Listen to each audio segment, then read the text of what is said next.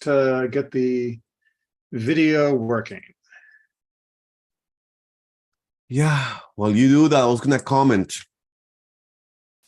that when I served as a gabbai on Simchat Torah, I never paid attention to the text. And then for the first time, I noticed about that I make the link of Mea Be'esrim at the age of Moses. Correct. That even though he did not get to do everything he wanted to do in his life, still he lived a full life. That's correct. And I never saw it that way. He had an incredible life, and you really couldn't expect anyone to do more, even with more years than 120. Certainly, most of us don't even come close in the years we are allotted. Yeah. And fulfillment does not always mean that we get to do everything we wanted. We have to also realize that we have had a full life, even if there are some things that are as yet undone. Uh-huh. And that's the lesson that I took of being a gabbai. Well, that is an excellent lesson to have on Simchat Torah. But of course, that also means we can still try to do more while we're still around. And sure.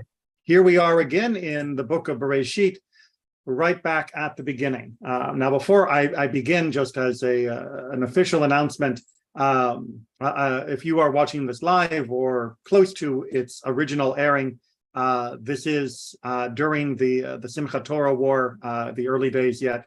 And it is sometimes difficult to focus and concentrate during such times.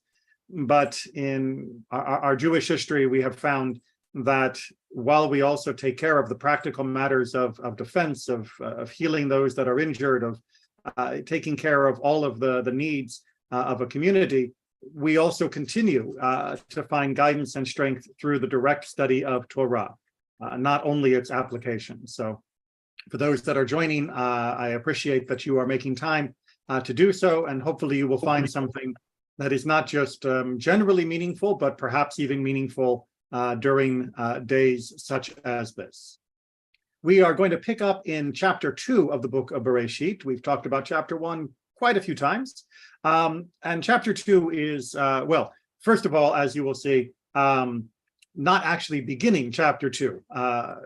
I have to repeat this many times, but the chapter breakdown in the Torah and the rest of the Tanakh are not of Jewish origin. They are from the Middle Ages in the Christian communities. And although we adopted them as a convenience, often because we were required to as part of our disputations, that when we were forced to defend ourselves, they should not be taken as, pardon the expression, gospel, as the meaningful breaks of different sections in the Torah. And chapter 2 is one of the perfect examples. In Jewish tradition, we read chapter 1 plus the first few verses here of chapter 2, affectionately known as Vayachulu, named after the first word, and which is recited on Shabbat. Excuse me, I forgot to put my phone on Do Not Disturb, and someone was trying to disturb me. We recite this on Shabbat, and as you'll see from its recitation, it really is describing the continuation of creation with the emphasis on Shabbat itself, the cessation of work. Whereas from chapter 4 onward, well, we'll talk about it when we get there.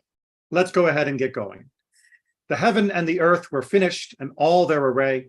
On the seventh day, God finished the work that had been undertaken.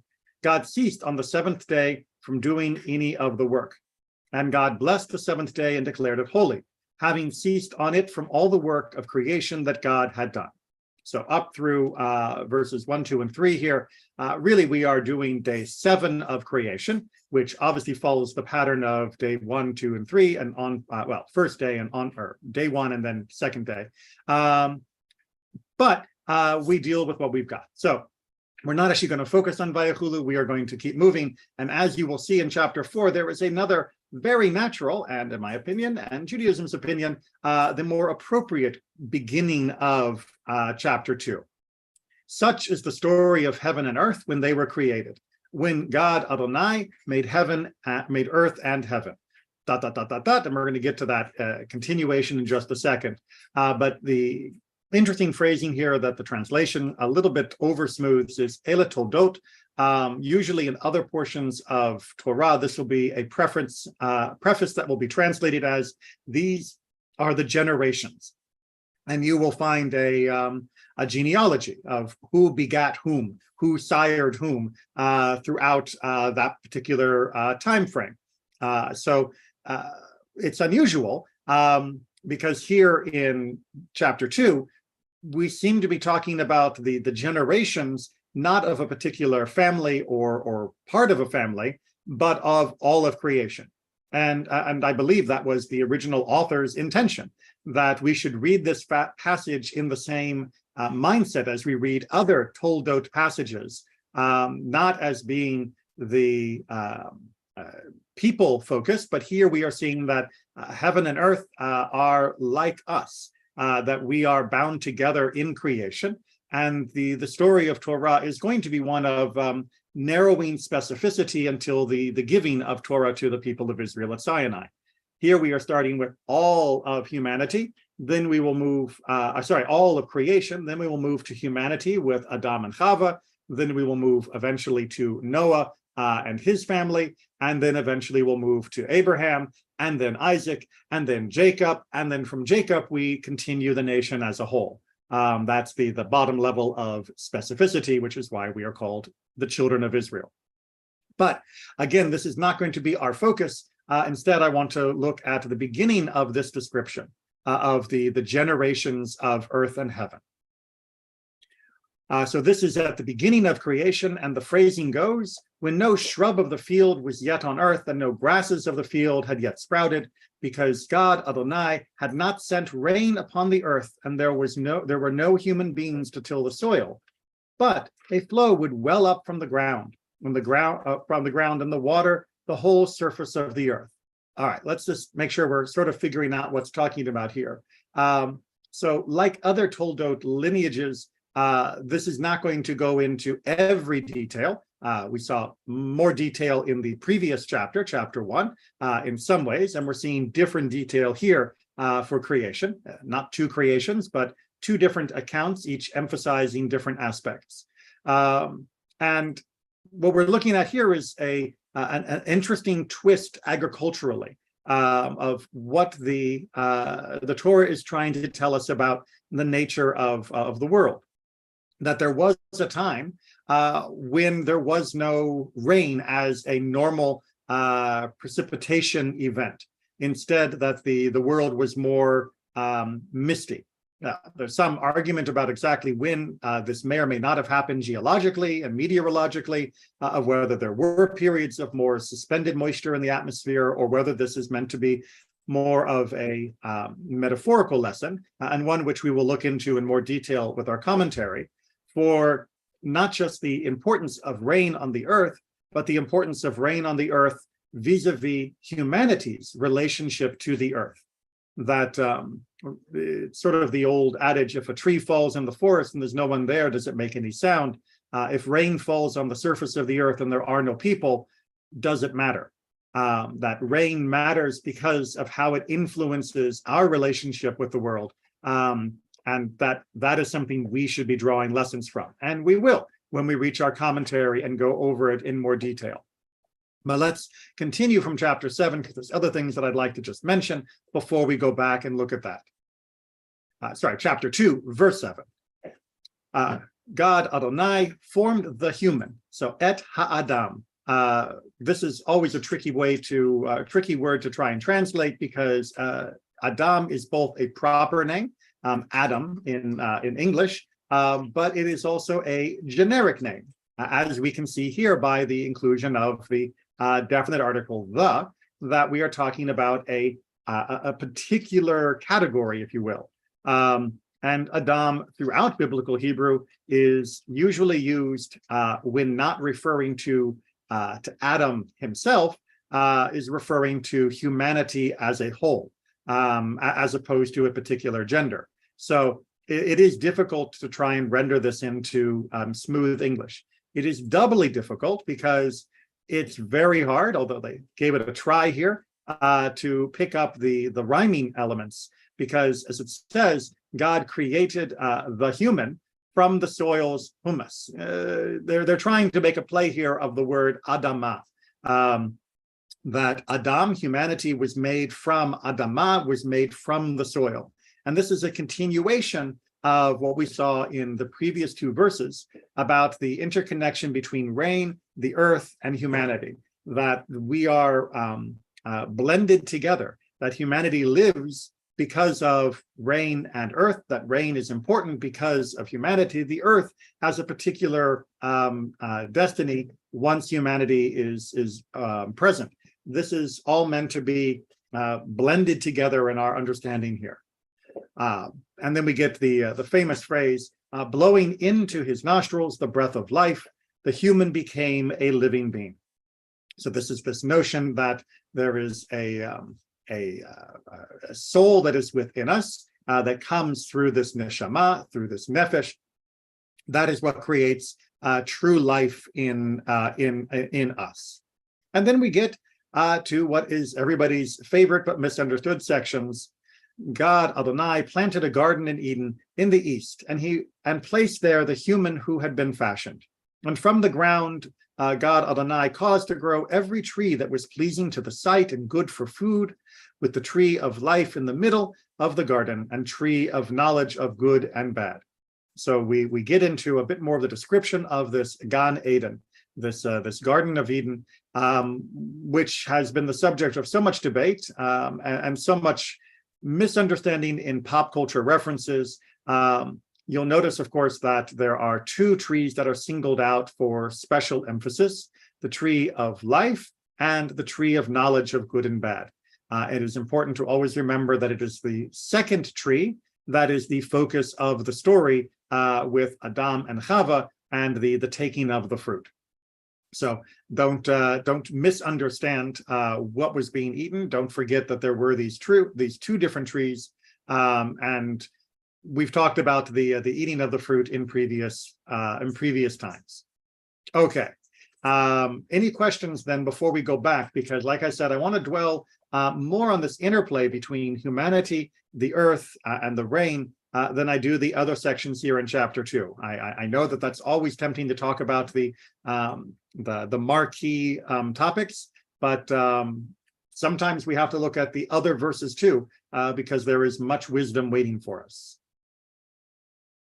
I just double check on the chat from YouTube, and I'm not seeing anybody objecting. So let's go ahead and jump into our commentary. All right, so Rashi is always a good place to start. And Rashi has something that's a little bigger, better, to say right off the bat. So we had that verse that talked about the fact that the rain had not yet fallen because there was no human beings to till the soil. And I gave sort of a casual explanation of that. Rashi is going to help us understand it more deeply. What is the reason that God had not caused it to rain? And then he continues reading through from the quote of our verse, because there was no human to till the ground. Now, what does that mean? Well, and there was therefore no one to recognize the utility of the rain. Like I said, if the rain falls in the forest and no one sees it, does anyone understand what a miracle it is? When Adam came, however, and he realized that it was necessary for the world, he prayed for it and it fell, so that trees and verdure sprang forth.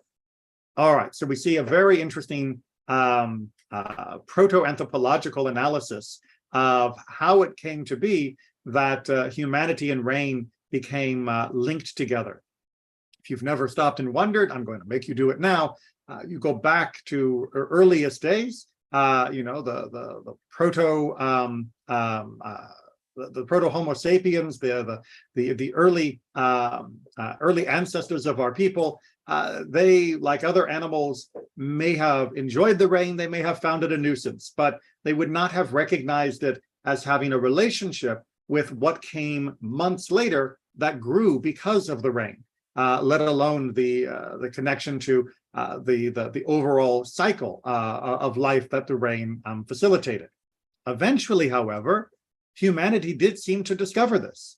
Eventually, humanity looked and said, look, when there was rain, our crops were great. When there was no rain, the crops were bad. rain seems to make a difference to our grasses that we are cultivating, like wheat and barley, to the fruit that we harvest, to everything else that we take. Rain is actually this fundamental element to everything that is alive around us, and including ourselves. And what is the reaction for humanity to then take? It is to actually pray, because humanity is not in a position to fundamentally modify the rain, not until 20th century, and even then very haphazardly. But humanity is in a position to pray for rain, to hope that it will rain, to recognize when it rains that it is a blessing.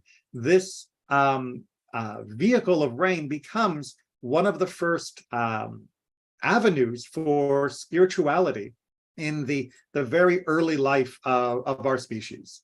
That it becomes this window into recognizing that the world is more complicated, more nuanced, and more wonderful than we would have experienced when we were still in a more animalistic state, when we were just dirt, if you will. And Rashi is, of course, in his beauty, bringing that to our attention. Now, that notion that rain is very important is emphasized in multiple places throughout our text. And I'm going to give you a few examples. From Bereishit Rabbah, Rabbi Shimon Bar Yochai said, 3 things are of equal importance: earth, humans, and rain. What does that mean? Well, Rabbi Levi ben Hiyata said, to teach why are they of equal importance, what does he mean by that? It teaches that without earth, there is no rain, and without rain, the earth cannot endure. And without either, humans cannot exist. Okay, so seems a little strange, I'm sure, but without Earth, there is no rain. Well, this is true. Without a planet, we would have no atmosphere. Without an atmosphere, we would have no rain. Without a planet to collect waters, there would be no water to evaporate and turn back into the moisture in the clouds. There would be no rain if there were no Earth. But likewise, if we had the earth but no rain, the world would be barren. The world would be lifeless.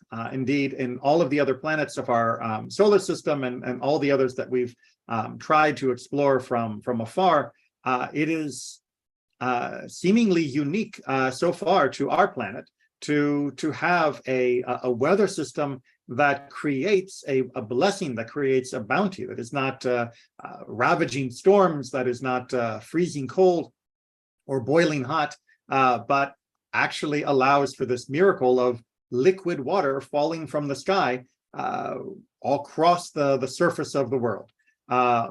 Something that, if it did not exist, the world as a living biosphere would not be possible. And of course, then, without either, humans cannot exist. As humans, we recognize that we are absolutely codependent upon both the earth as well as the rain, continuing their dance together. And without that, there would be no stage upon which we could live out our lives. Something that should hopefully move us as well to take proper care of the gift that we have been given, and to ensure that we are not spoiling either the earth or the weather systems.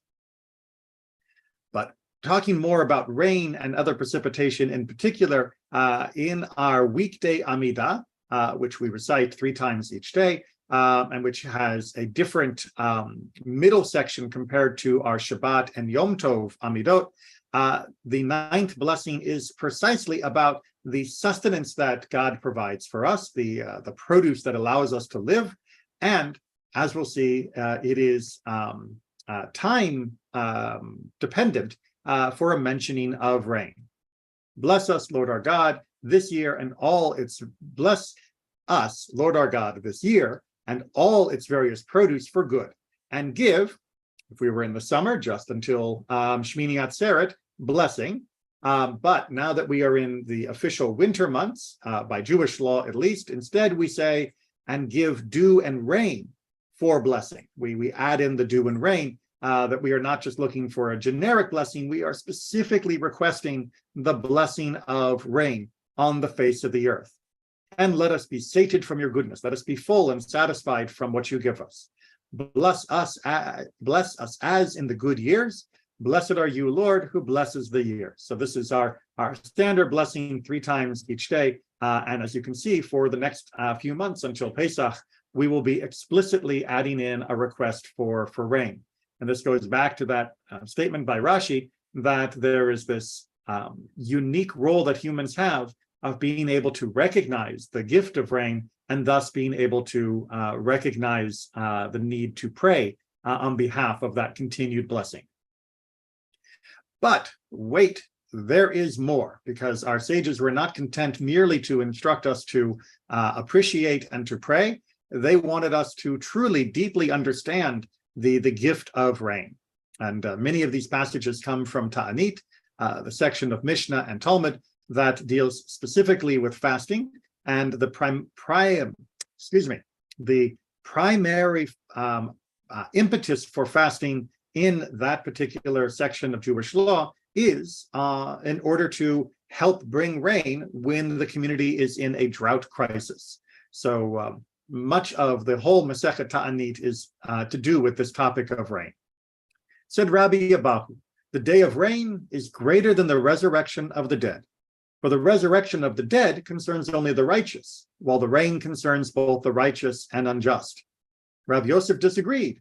As Rav Yosef said, since it is equal with the resurrection of dead, they fixed it in the liturgy with the resurrection of the dead, Rav Yehuda said the day of rain is greater than the day on which the Torah was given.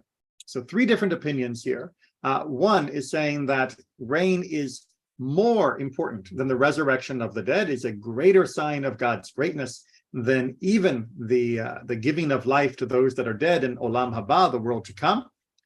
Rabbi Yosef disagrees. Not that rain is not important, but he says rain is as important as the resurrection of the dead. Not more, but as. Now, what is the proof for these 2 different opinions? Well, Rabbi Abahu's proof is that rain is something that benefits, that is a blessing to both the righteous and unrighteous. The rain does not fall only on one house and not the neighbor. It doesn't fall only on one village and not the next, although sometimes in Florida it can feel that way. Instead, rain is something that comes as a general movement, and it falls and benefits all. It is the most universally given gift that God gives to us in this way. Unlike the resurrection of the dead, where we will have a different experience depending upon the righteousness that we sought in life. What is Rav Yosef's proof for his contention that they are equal? It is that the mentioning of the rain is put into the liturgy, in the Amidah, in the second blessing, the Givurot, which parallels the mentioning in that prayer of the giving of life to the dead. So if they are put side by side in the blessing, then we should consider them as being equally important rather than of greater or lesser importance. Rabbi Yehuda is not going into those arguments, but he wants to bring his own statement about the greatness of rain, which is that rain is greater than the day on which the Torah was given. And although there's not a particular proof text that's brought here, the idea, of course, being that without rain, there would be no world, there would be no life, there would be no community in which to actually live according to Torah. Continuing our rain is greatest hits. Rabbi Chama, the son of Rabbi Hanina said, the day when rain falls is as great as the day on which heaven and earth were created. How does he prove that? Well, he goes to Isaiah 45:8, cause the heavens above to drip, and let the skies pour down righteousness. Let the earth open, and let salvation and righteousness be fruitful. Let it cause them to sprout together. I, the Lord, have created it, which is an idea that, as you can see, he explains, I created them. Heaven and earth is not stated, but I created it, meaning the rain. In case you just missed that, it's a pronoun swap. We were expecting a plural pronoun, heavens and earth, because that is how the verse began, where he says, that he let the skies, the heavens and the skies and the earth continue. And then he says, I, the Lord, have created it. That seems to be in singular. Well, what then is the singular that is being mentioned here that is parallel to the first half of the verse talking about heavens and earth? Well, it must be rain, because after all, it is the heavens that drip, it is the skies that pour, and the earth open was a metaphor for the well springs, the water to come up from the ground. And he is saying clearly the pronoun subversion of expectations, from plural to a singular, is trying to remind us that there is this gift of rain that is equal to the first half, to the earth and heavens themselves. Now, I'm just going to pause here because we're going to continue with our praise of rain, but you may be scratching your head and saying, I'm not entirely sure of this or the last ones, if those proof. I mean, really, are we going to say rain is as important as Tchiyat Metim, the resurrection of the dead? That seems maybe a little overblown. And I will remind you, when we are dealing with Agadah, when we are dealing with sections of Jewish law or Jewish texts that are preaching, to use a modern English phrase, that are trying to inspire, that are trying to shake us from complacency, to make us take notice of things that we otherwise might ignore, to elevate in our mind the importance of something that we might have treated as being trivial, the rabbis are prone to hyperbole. Do we honestly believe that they are trying to teach us that each day when rain falls, we should think of it literally as being the exact same demonstration of God's greatness as the beginning of all of the universe?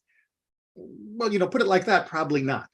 But are they saying that we, who see rain falling and think, oh, look, it's raining, again, especially here in Florida, where people might just say, oh, it's raining, we should instead, actually, as I say that, I think it might be raining, maybe on my house, maybe not. But as we notice the rain, we should be reminded of the gift of creation itself. We should not treat rain lightly.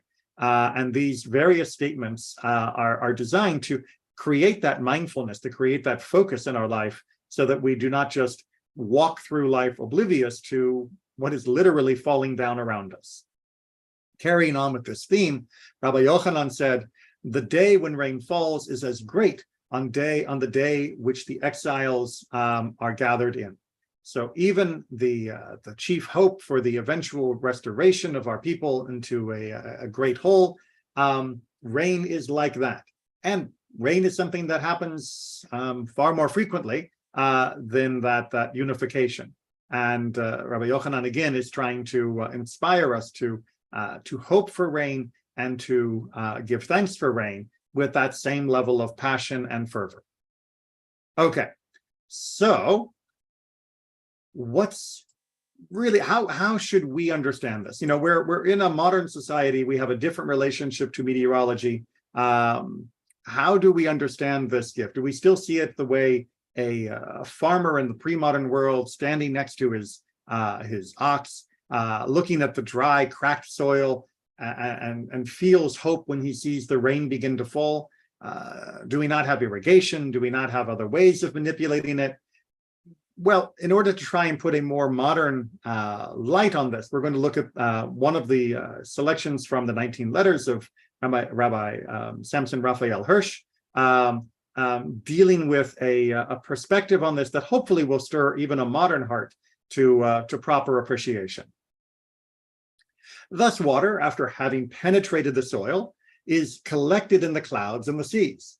Light, after having permeated the earth and brought forth the plants, these children of light is yet concentrated in the sun, the moon, and the stars.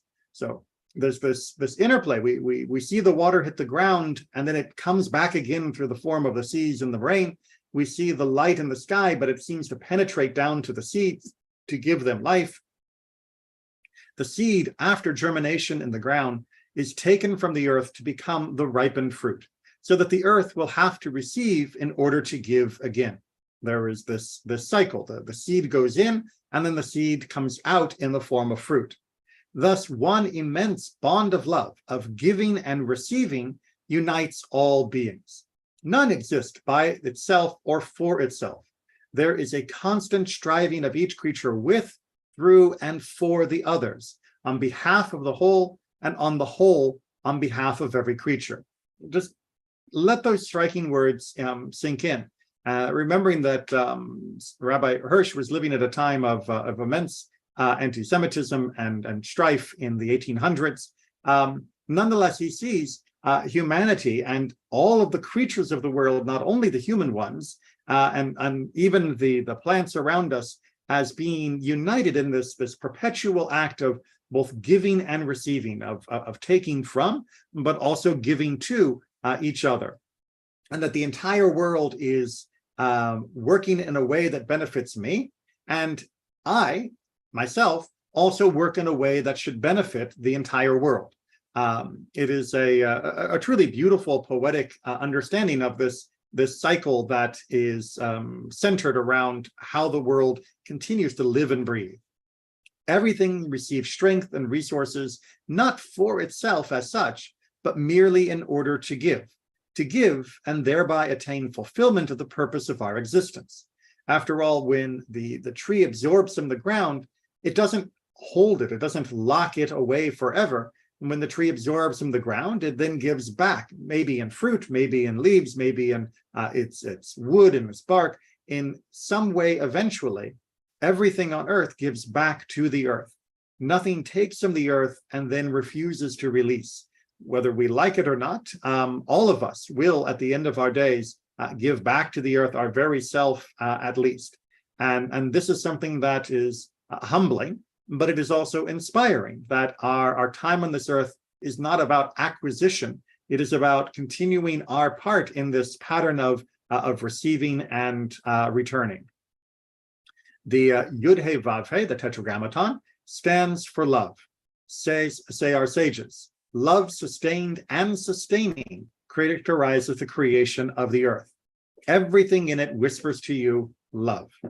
So what he is saying is that if you listen closely to the earth, if you listen closely to the cycle of the world, if you are like that proto-hominid ancestor who is just beginning to glimpse the miracle of the world around them as he sees rain fall on the ground and recognizes this will be of immense importance months from now, when we look out as moderns, we too can look at the world and see the interconnectivity of everything and recognize that our role on earth is not about hoarding for ourselves, but about managing, about working through whatever we have been given and how it should be returned to others and to the world itself.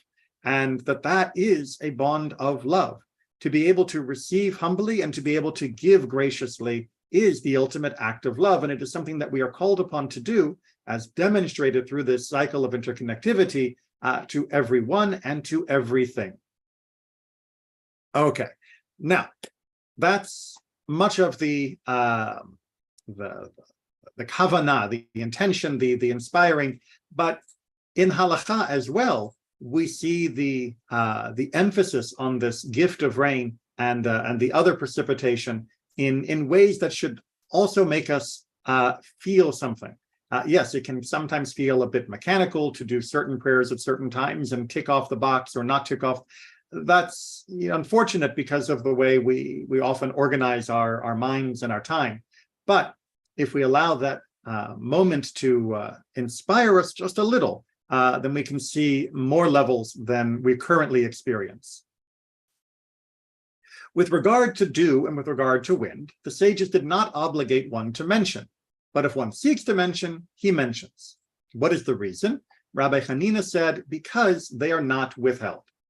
All right, so in the Givurot, where we mention the rain during the winter months, which we just began with Shmini Atzeret, we do not have an obligation to mention the dew and the winds. Now, for those of you that are less familiar off the top of your head with the structure of our service, it is customary in the Ashkenazic world to mention both wind and rain, and it is customary in the Sephardic world to mention wind and rain during the winter months like now, but to mention dew during the summer months. And what we are seeing here is that mentioning of dew is completely optional. And while it became customary for the Sephardim, it did not become customary for the Ashkenazim, the European branches of Judaism. And the sages want to know, before those designations had even been created, whether there is a difference.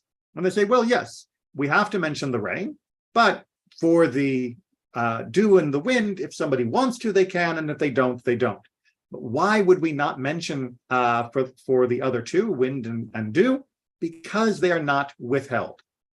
What does that mean? Well, hold on to your hats, especially if it's windy. And dew, from where do we derive that it is not withheld? How do we know that dew isn't withheld, that even without mentioning it, the blessing will still happen? As it is written, and Elijah the Tishbite, Eliyahu HaTishbi, who was of the settlers of Gilead, a Giladi, said to Ahab, as the Lord, the God of Israel lives, making a solemn declaration, before whom I stand, there shall be no dew or rain in these years, but according to my word. This is when Elijah was laying down a severe drought on the northern kingdom in punishment for what they were doing and to try and help them mend their ways. And it is written later on, chapter 18, go, show yourself before Ahab, and I will send rain upon the land. All right, 2 verses, and you'll notice there's a difference. In the first verse, it mentions dew explicitly, no dew or rain, no dew, no rain. But in the second verse, the promise is that rain is going to come. What's going on here?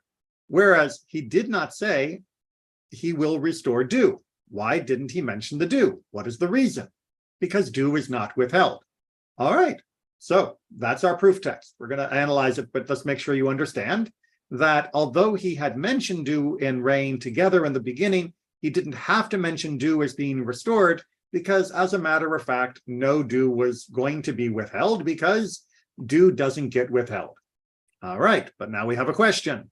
And since dew is not withheld, why did Elijah swear that there would be no dew as well as no rain? All right, so, okay, fine. We don't mention dew in the second verse because dew wasn't really going to be withheld. But if it's not going to be withheld, why did Elijah make the declaration that it would be withheld?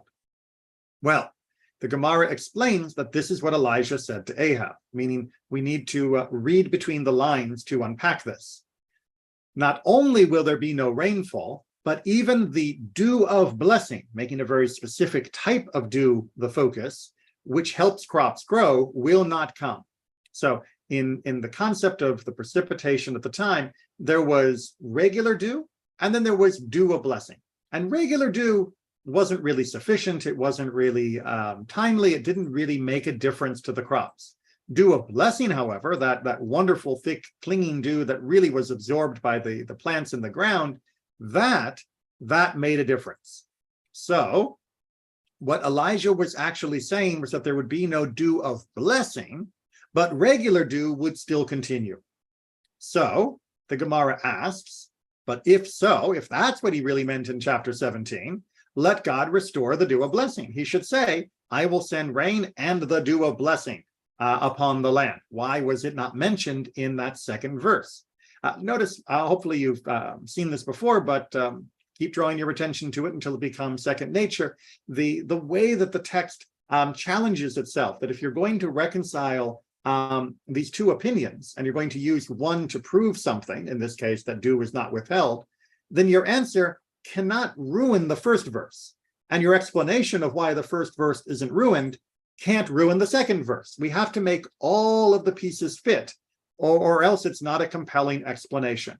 And that's what they are trying to do here. So now we are left with the conflict that if it was the dew of blessing that was mentioned in chapter 17, then dew of blessing should have been mentioned as restored in chapter 18. The Gemara answers, this was not necessary, meaning it didn't have to say the dew of blessing in chapter 18. Why? Because the matter is not recognizable, meaning people cannot distinguish between dew of blessing and the regular dew, which is always present. So yes, that is what was going on, but Elijah couldn't say the dew of blessing is going to be restored because people can't tell which dew is regular dew and which dew is the dew of blessing. And if they can't recognize it, then they will not appreciate it. They will not see that it has been restored. So the dew is not held back. The dew of blessing might have been, but the restoration of the dew of blessing can't be emphasized, because the average person would not have noticed that it was missing in the first place. And thus, they're not going to be impressed, they're not going to be grateful, and they are not going to give thanks for the restoration of something that they didn't even realize was missing because they couldn't see it. So dew is something that God is not asking us to be obligated to say a blessing for. We can if we want, but we are not obligated to do so.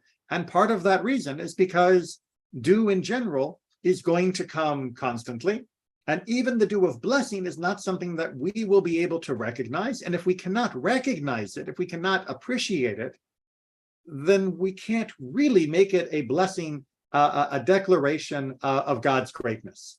That especially in Givurot, in that prayer where we are celebrating God's might and power, it's because of things that we see and recognize. It's because of things that we appreciate as being of fundamental importance and a fundamental demonstration of God's greatness. Dew doesn't quite meet that threshold, not because it's not important, but because we don't normally have the ability to tell how important or which dew is important. Okay, moving on, you may be thinking, aha, but what about the wind? We talked about dew, but we didn't talk about wind. However, with regard to winds, from where do we derive that it is not withheld, but perpetually blows? How do we know that wind is always going to be there, whether we mention it in the blessing or not? Rabbi Yoshua ben Levi said, the verse states, "For I have spread you abroad as the four winds of the heaven, says the Lord." This is taken from Zechariah 2. He clarifies, that is to say, Rabbi Yoshua ben Levi, what is God saying to them? What is God's statement? Why is he comparing the spreading of our people to the four winds of the world? If we say that this is what the Holy One, blessed be he, is saying to the Jewish people, I have scattered you to the four winds of the world.